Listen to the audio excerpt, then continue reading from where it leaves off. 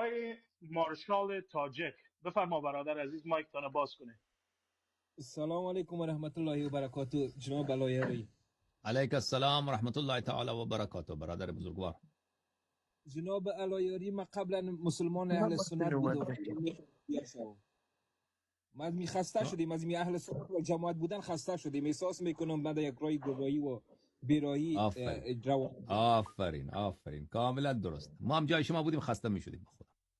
ما هم جای شما بودیم بسیار خسته میشدیم. کاملا درست میگی. حالا بیا دیگه شیعه بشو، بیدین نشو، بیا شیعه 12 امام علیهم السلام بشو. چطور آقای مارشال؟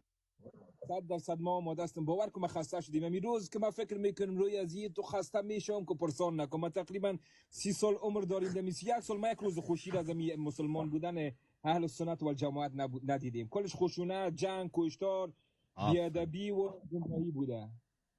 بالا میخوای کلمه بخوانی؟ کلمه بخوانم شیعه بشی؟ 100%.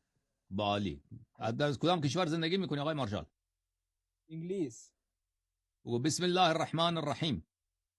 بسم الله الرحمن الرحیم. اشهد ان لا اله الا الله. اشهد ان لا اله الا الله. وحده لا شريك له. وحده لا شريك له. واشهد ان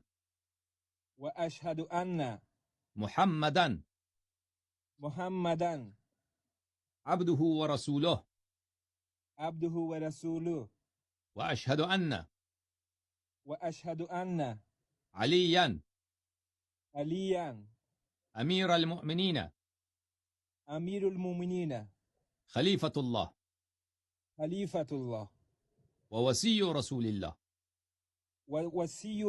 الله. واشهد ان